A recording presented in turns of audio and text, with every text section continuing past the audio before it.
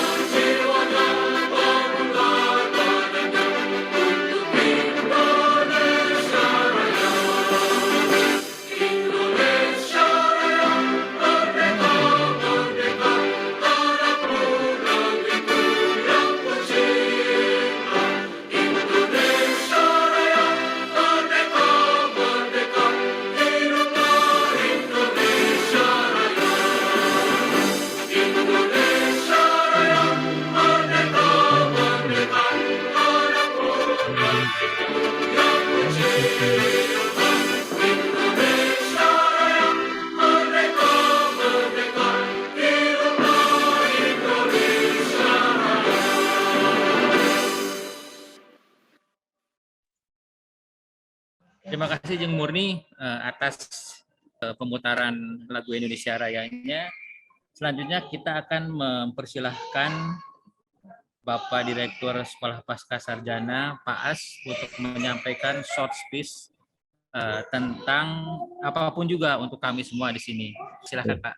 Terima kasih Bang Happy, Diajeng Heni, jadi para abang-abang dan para Diajeng nih ada di sini. Selamat malam, Assalamualaikum warahmatullahi wabarakatuh. Waalaikumsalam. Alhamdulillah ini pertama kali nih kita ketemu. Soalnya dengan Mbak Heni mungkin berapa 2-3 kali barangkali. Tapi melalui online juga. Alhamdulillah ini kita bisa jumpa ya dari short speed.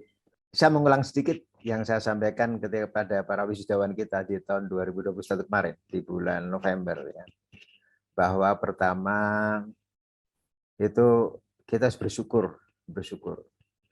Tidak semua orang Indonesia itu dikaruniai dengan studi S2 ya, selesai studi S2. Nah, rasa syukur tadi itu harus diejawantahkan, dikemukakan, direalisasikan mulai kerja yang benar. Yang kedua, bahwasanya jalinan hubungan antara alumni dengan alma mater itu harapannya senantiasa bisa dilakukan. Ada beberapa hal-hal yang terkait, misalnya para alumni misalnya dalam pekerjaannya memerlukan bantuan apa dari SPS gitu ya. Apa yang bisa kita berikan itu. Atau dari kami mungkin bisa juga siapa tahu ada adik-adik para abang dan para diajeng ini yang mau magang barangkali ya, itu bisa semacam itu ya. Tapi kami juga perlu juga untuk perbaikan SPS itu perlu untuk pertemuan para alumni untuk akreditasi, untuk kurikulum semacam itu ya. Yang kedua, jadi tetap berjalan dengan bagus. Yang ketiga, ini yang saya yakin benar. Sekarang saya masih yakin itu. Bekerjalah kamu dengan baik. Sesungguhnya pekerjaan baik itu akan dilihat ya oleh Yang Maha Kuasa, oleh orang-orang di sekitar kita. Jadi kalau pekerjaan kita ini baik, maka akan recognize bahwa kita ini baik.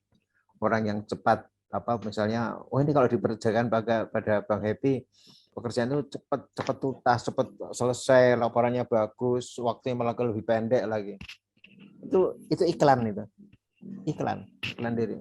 Tapi sebaliknya, kalau misalnya kita ada one prestasi, maka itu iklan juga sama. Jangan diberikan pada dia, nanti nggak selesai kayak gitu ya. Jadi Dan itu kita kenal dari saat di bangku sekolah maupun di bangku kuliah maupun ketika lingkungan kerja kita. Nah, yang berikutnya lagi yang saya sampaikan tadi, ini pesan ini untuk pribadi ya, pribadi. Masalah energi sendiri terkait dengan SPS. Ke depan ini mau tidak mau, suka dan tidak suka, semua negara setelah kemarin Presiden datang dari COP26 ya, itu akan mengarah pada energi terbarukan. Kenapa? Nah, kenapanya dulu ya. Karena fosil fuel itu orang melihat bahwa release of carbon itu perlu dibatasi. Kalau perlu diminimasi. Itu satu. Jadi alasan karena lingkungan. Yang kedua, ternyata sumber daya fosil itu di berbagai negara itu, di banyak negara itu decrease, berkurang. Yang ketiga, cuma dilirik ya mereka yang itu energi terbarukan ini. Nah, untuk Indonesia net zero carbon emission itu cita-citanya di 2060.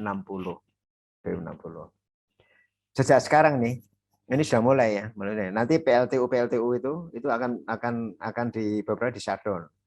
Tahun 2040 ada 7,6 gigawatt, jadi 7.600 megawatt itu nuklir sudah masuk, sudah beroperasi.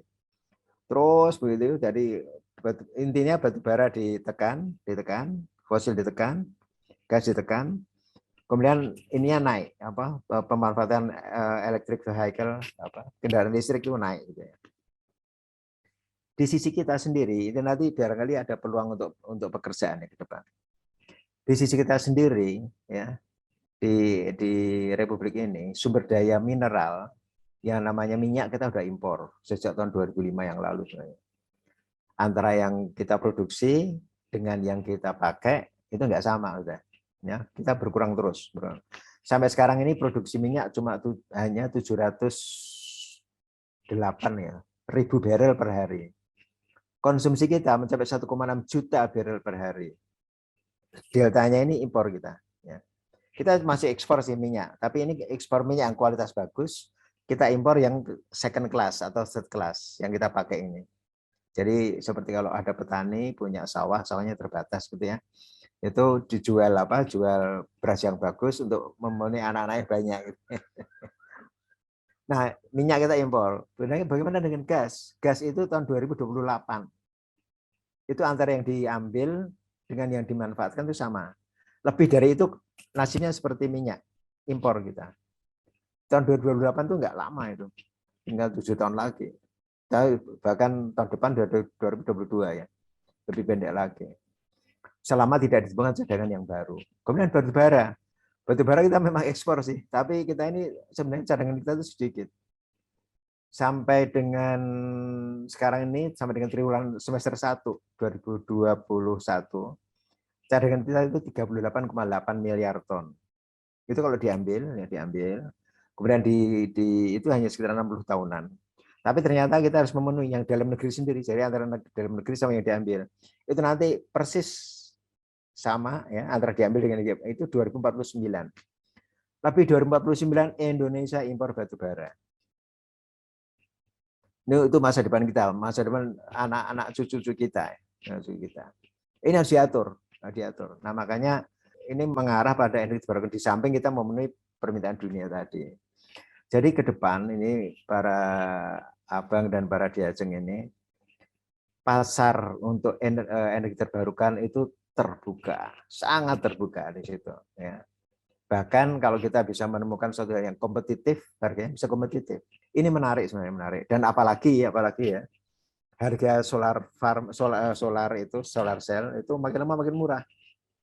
Saya membangun terakhir 2017 itu di daerah Gunung Kidul sana. Itu harganya masih sekitar setengah dolar per watt ya, per wattnya. Sebelumnya itu $2, ada $1. Setengah dolar itu dari Kanada. Cina itu waktu 2017 itu 0,2 sampai 0,3 dolar per wattnya. Saya nggak tahu sekarang kayaknya rasanya harusnya makin lama makin murah. Ya. Jadi nanti ini challenge, ya, challenge. Cuma nanti baterainya ini yang menjadi masalah. Nah, jadi pada kesempatan ini pada para alumni dari SPS ini, masa depan dari energi terbarukan itu sangat terbuka. Saat ini saya yang ada di DEN itu sedang merencanakan untuk memperbaiki kebijakan energi nasional KEN dan juga nanti RUN-nya diperbaiki. Tapi intinya adalah pemanfaatannya energi terbarukan makin kuat, penggunaan mobil listrik menjadi kuat juga. Jadi mau tidak mau, suka tidak suka, kendaraan saja itu nanti mulai akan ke arah sana. Nah karenanya bagi yang ada di daerah ya tadi dari Kupang segala mungkin potensi apa yang ada selain matahari apa? Mungkin angin, kita lihat anginnya kayak apa. Mungkin nanti suatu ketika ada laut. Laut ini kita masih belum dibayangkan ya. Karena 60-70% wilayah kita itu adalah air. Itu masih boleh dikatakan 0% belum dimanfaatkan sama sekali untuk energi. Jadi kita harus saling menengok dengan bagus untuk melihat apa perkembangan yang ada. Jadi jadilah manusia, jadilah insan yang berguna untuk insan yang lain. Itu salah satu hal yang barangkali akan membuat kita menjadi bangga akan keberadaan kita di situ. Kira demikian Bang Happy yang bisa saya sampaikan, dan kalau ada diskusi monggo nanti bisa diteruskan. Dan satu lagi sebelum saya lupa, ini sebagai tugas saya sebagai Direktur SPS. Ke depan mohon bantuan dari para alumni untuk ikut mempromosikan SPS ini sehingga jumlah dari mahasiswa kita bisa meningkat. Dan tapi yang penting adalah bagaimana mensejahterakan bangsa ini ya melalui sentuhan teknologi, dalam hal ini adalah energi terbarukan. Yang mudah-mudahan peran serta dari para alumni untuk mengikut sertakan apakah adiknya, saudaranya, karyawannya dan seterusnya bisa masuk ke SPS, kami dengan sangat terbuka menerimanya. Dan tidak hanya itu saja, ke depan memang saya agak bertekad bahwa ke depan ini tidak bisa dilepaskan dari IT. Maka kuliah jarak jauh itu sangat dimungkinkan. Sehingga tadi dari Kupang, mungkin dari Papua dan seterusnya bisa ikuti kuliah tadi. Kecuali praktikum. Kalau praktikum mau tidak mau harus datang ke kampus. Dan itu juga bisa memberikan ikatan kita sebagai warga kampus antara satu sama lain. Jadi tidak hanya tidak ada rasa ikatan yang datang itu bisa ada rasa ikatan itu dengan praktikum tadi. Tapi itu yang bisa kami sampaikan dan mohon bantuan untuk sekali lagi. Terima kasih Bang Happy, Mbak Diajeng Heni dalam kesempatan yang diberikan. Bila taufiq wal hidayah, wassalamualaikum warahmatullahi wabarakatuh. Waalaikumsalam. Waalaikumsalam. Mohon maaf, layar saya menjadi gelap karena pindah lokasi. Terima kasih Pak As atas penyampaiannya. Mudah-mudahan Pak As itu kita bisa sambut apa yang Pak As sampaikan. Acara selanjutnya yaitu ini kita akan mendengar sama juga short speech dari Pak Aep. Kami persilakan Pak Aep. Ya baik, terima kasih. Assalamualaikum warahmatullahi wabarakatuh. Saya ini senang sekali ini ternyata ada Pak Joko. Alhamdulillah Pak Joko. Sehat Pak Joko. Pak Joko, Pak Rahedi. Alhamdulillah Pak. Oh, ini angkatan pertama ini Pak As, Pak Joko, Pak Rahedi, Pak Sony ya. Ini angkatan pertama ini. Iya malam Pak. Ya saya tidak akan panjang lebar. Saya hanya mungkin tadi Pak As sudah menyampaikan. Saya sangat senang sekali apalagi ini banyak senior juga. Mudah-mudahan Bu Heni dengan ilunetnya semakin berkibar. Saya pinginnya terus terjalin silaturahmi ya. Saya percaya nih semuanya potensinya cukup besar ya. Bidang energi terbarukan ini dari Pak Happy juga dengan produk-produk energi terbarukannya ya. Dan saya lihat sekarang semakin ya mungkin tadi Pak As sudah bicara peluang di energi terbarukan ini semakin semakin luas ya. Yang mudah-mudahan dengan pertemuan-pertemuan ini ya selain silaturahmi ada juga peluang-peluang yang bisa dikerjakan secara bersama-sama. Mungkin itu saja, Bu Heni. Saya takutnya terlalu lama karena ini adalah acara Ilunet. Terima kasih. Assalamualaikum warahmatullahi wabarakatuh. Waalaikumsalam warahmatullahi wabarakatuh. Terima kasih Pak Aep. Waalaikumsalam. Sehat-sehat selalu. Alhamdulillah, Pak Hedi. Kemudian kita akan mendengar juga short speech dari Ketum Ilunet, Dik Heni. Dipersilahkan Dik Heni. Ya, Assalamualaikum warahmatullahi wabarakatuh. Selamat malam yang saya hormati Pak Direktur Sekolah Pascasarjana Energi Terbarukan, Pak Asnasio Lasman, Pak Kaprodi Teknik Energi Terbarukan, Pak Aep, Bapak Ibu dosen pembimbing mungkin lagi nggak ada ya, paling hanya Pak Rahedi aja di sini ya. Saya hormati, terus rekan-rekan alumni yang saya cintai dan saya banggakan. Puji syukur kita bisa bertemu dalam alumni gathering online ini dalam keadaan sehat walafiat, tidak kurang suatu apa. Alumni gathering ini kita adakan setiap tahun sebetulnya, Bang Happy, ini adalah yang kedua, cuman namanya Alumni Talks emang baru yang pertama ini. Tujuannya selain untuk saling bertemu dan menyapa sesama alumni, juga untuk menyambut rekan-rekan alumni baru yang akan bergabung menjadi keluarga besar Ikatan Alumni Energi Terbarukan. Seperti kita semua ketahui, Ilunet ini didirikan pada 1 September tahun 2018, 3 tahun yang lalu, untuk mewadahi alumni-alumninya yang telah tercerai-berai menjadi satu lagi, berkumpul lagi, berhimpun lagi, menjadi satu. Sebagai alumni, kita wajib berbakti memajukan alma mater, masyarakat, bangsa, dan negara.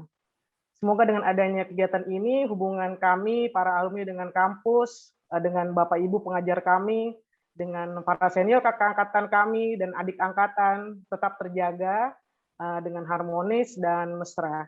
Sehingga semoga nggak terlalu muluk bila saya berharap kita bisa saling support dan bersinergi melakukan karya nyata untuk kemajuan alma mater, masyarakat, bangsa, dan negara. Hidup Unsada, hidup Ilunet, hidup energi terbarukan. Energi terbarukan untuk Indonesia yang lebih baik. Makasih. Terima kasih. Terima kasih Jeng Heni, Ketua Umum Ilunet yang sudah menyampaikan sepatah dua patah katanya. Sangat menarik apa yang disampaikan. Saya sangat surprise ya bahwa Jeng Heni ini energinya tidak pernah padam ya. Ya baik, kita lanjut ke acara selanjutnya karena saya sudah berpindah ke handphone. Sedangkan rundown acara ada di handphone, maka saya mengandalkan ingatan abang-abang dan jeng-jeng, tolong dibantu. Kita memiliki ketua angkatan baru junior dari Sekolah Pascasarjana tahun 2019, yaitu Bang Pram ya. Bang Pram, ya. Monggo diperkenalkan diri dan juga monggo perkenalkan teman-temannya satu angkatan. Dipersilahkan Bang Pram. Ya, selamat malam Bapak Ibu, Abang, Empok, Jeng, juga Pak As dan Pak Malam. Ya, saya memperkenalkan diri, nama saya Pramudito dari lulusan 2021, angkatan 2019. Jadi di angkatan 2019 hanya ada 3 ya, alumni yang lulus, dan semula ada 4, cuman 1 mengundurkan diri, dan yang sampai selesai hanya 3. Tapi juga di 2019 ada 1 yang angkatan 2018 ya, yang Nurtisi yang kemarin juga wisudanya bareng bersama-sama dengan kami gitu. Dan di angkatan 2019 itu saya Pramudito, kemudian ada Bang Ronald, kebetulan nggak hadir, ya mungkin masih kerja gitu. Kemudian Jeng Yuditya, saya masih di otomotif ya, jadi belum begitu berkecimpung di energi terbarukan. Harapannya kalau kontrak kerja saya habis di otomotif, saya ingin nyemplung di energi terbarukan. Seperti itu. Iya. Selamat datang teman-teman alumni baru. Selamat bergabung dengan Ikatan Alumni Energi Terbarukan. Baik, terima kasih. Kita mulai dengan sesi untuk dialog ringan, sharing session. Setiap angkatan mungkin saya akan meminta perwakilannya untuk berbicara ya, menyampaikan apa yang menjadi pemikiran dalam energi terbarukan sebagai alumni Sekolah Pascasarjana dan tentang energi terbarukan. Saya mungkin mulai dari angkatan 2019 ya, Bang Pram. Saya panggil lagi. Kebetulan ini ada titipan pertanyaan ini dari Jeng Tiva untuk Bang Pram. Katanya kesan-kesan apa yang Bang Pram dapat selama kuliah di Unsada. Silakan Bang Pram. Ya, terima kasih. Kesannya apa ya? Cepat gitu, 2 tahun selesai. Biasanya dulu kuliah lama nggak lulus-lulus. Yang pertama, yang kedua, ya dari apa yang saya pelajari ya rasanya cukup baik untuk menambah wawasan saya ya di bidang energi terbarukan.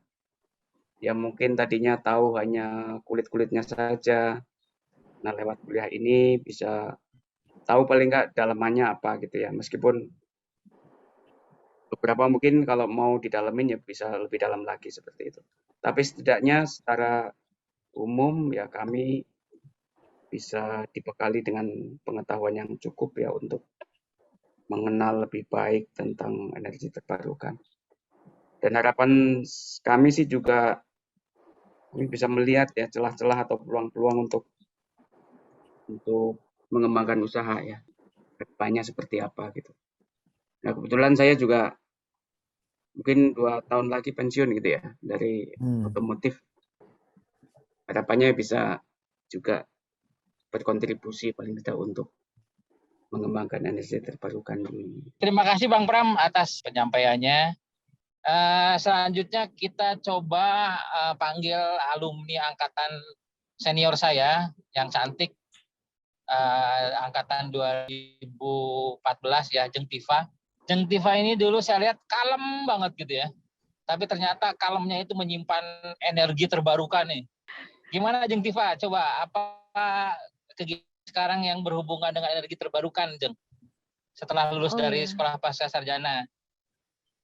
Ini mungkin ceritanya agak panjang dan ini kebetulan saya mungkin paling beda sendiri karena saya profesinya nggak masuk ke bidang keteknikan ya. Jadi dulu saya awalnya daftar masuk Unsada, profesi saya tuh sebagai communication officer di Indonesia Climate Change Trust Fund. Jadi memang bidangnya perubahan iklim, terus ada 3 pilar gitu, adaptasi, land-based mitigation, sama energi. Jadi memang salah satu alasan masuk Unsadanya pengen tahu apakah bisa belajar lebih jauh lagi tentang renewable energy. Tapi ternyata dalam perjalanan kuliah, kemudian saya resign, masuk project USA tentang pendidikan. Jadi nggak berkaitan sama sekali kan dengan renewable energy. Terus tahun 2017 kebetulan saya dapat kesempatan untuk kerja di project off-grid solar panel untuk Sumba Timur. Tapi saya bukan di bagian engineering-nya, saya di bagian untuk nulis laporan. Jadi ini yang menarik dalam proses pekerjaan yang di Sumba Timur itu proyeknya meliputi 5 desa. Jadi solar panelnya itu menghubungkan 5 desa di Sumba Timur bagian selatan. Dan semua orang di situ terlibat di bagian keteknikannya, tapi nggak ada yang bisa mendekati warga, menggali mereka sebenarnya ingin apa sih dari listrik yang dihasilkan itu. Karena sebenarnya listrik itu kalau nggak digunakan akan jadi konsumtif. Warga cuma akan beli TV, setel radio, terus mungkin dipakai buat ya bikin pesta malam-malam. Tapi waktu itu tugas saya tuh mendekati masyarakatnya, jadi mendekati ibu-ibu, mendekati warga masyarakat lah. Jadi pengen tahu mereka mau apa sih. Jadi macam-macam diskusi-diskusinya tuh. Ada yang mau bikin bisnis, ada yang mau bikin aktivitas-aktivitas. Jadi yang sebenarnya mungkin salah satu aspek yang menarik juga dalam energi terbarukan tuh menggali keinginan-keinginan dari warga, terus potensinya apa. Misalnya di sana yang bagus adalah kebetulan kacang mete. Bagaimana caranya kacang mete itu nggak cuma dijual gelondongan, tapi diproses dulu dengan energi terbarukan yang dihasilkan, seperti itu. Itu proyeknya kebetulan 1 tahun aja, jadi 2018 saya udah berakhir tugas saya di sana.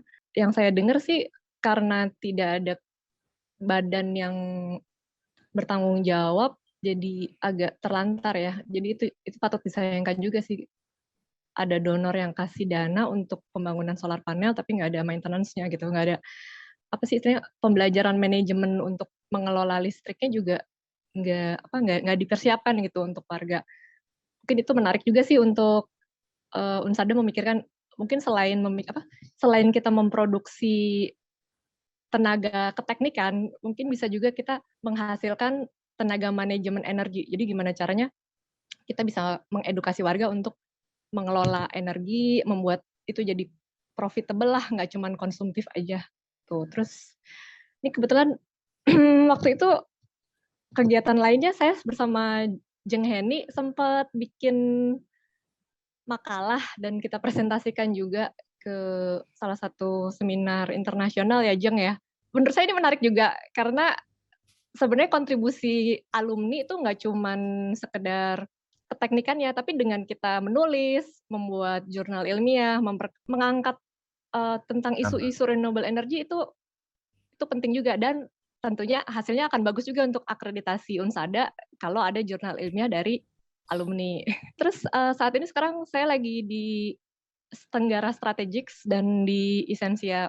Kebetulan Tenggara ini kliennya World Bank, dan beberapa bulan terakhir lagi ramai banget ngebahas pajak karbon yang ujung-ujungnya renewable energy lagi, seperti tadi Pak Asnasio Lasman udah bahas, nanti efeknya ada PLTU yang akan diganti dengan energi terbarukan, ada pajak untuk produk-produk yang menggunakan BBM gitu. Jadi kita akan membayar lebih mahal untuk barang-barang yang diproduksi secara tidak sustainable. Itu juga aspek yang menarik. Ini saya jadi ingat Bu Ratna, karena Bu Ratna tuh selalu membahas tentang peraturan, tentang bagaimana caranya energi terbarukan tuh bisa lebih mudah diaplikasikan, karena selama ini peraturannya juga kayak tumpang tindih atau nggak lengkap gitu ya.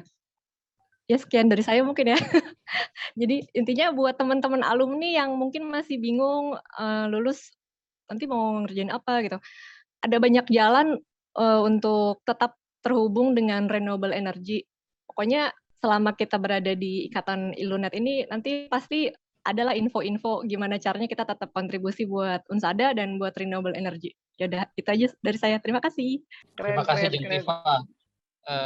Sangat menarik aspek-aspek yang selama ini mungkin dalam renewable energy ini tidak pernah atau sedikit dipikirkan, bahwa ternyata ada manajemen energi sebagai salah satu aspek dari energi terbarukan, kemudian ada maintenance, kemudian ada pajak karbon, lain-lain yang memang sepertinya masih asing gitu ya, ada di kita ya, padahal mungkin di luar itu pajak karbon, kemudian carbon trading dan sebagainya, rasa-rasanya sudah menjadi bagian sehari-hari dari masalah renewable energy.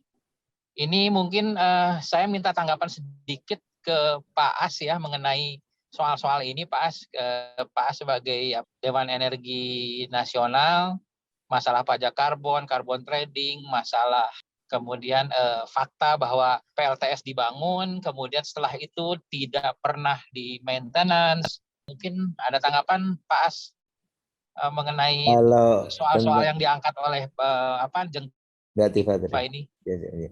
Dan kalau tentang pajak karbon masih digodok ya dengan Menteri Keuangan ya. Jadi mereka yang rilis karbon lebih ini dia dikenakan tuh, ada pajaknya nanti, ada pajaknya. Dan bisa juga untuk trading ya, untuk trading. Kalau ada orang membuat perusahaan yang menggunakan energi terbarukan, maka dia harusnya menerima subsidi dari orang yang mengeluarkan karbon ya, dari carbon trading. Tapi besarnya berapa sejauh yang saya ingat masih digodok. Tapi kayaknya sebentar, saya lupa ingat Mas. Kayaknya sudah ada permen KUA-nya, kayaknya sudah ada peraturan Menteri Keuangan ya. Tapi anyway, itu trennya ke depan semacam itu. Yang kedua masalah operation maintenance ya. Jadi kalau kegiatan selesai, prung ditinggalkan, nggak ada yang ngurusin itu ya.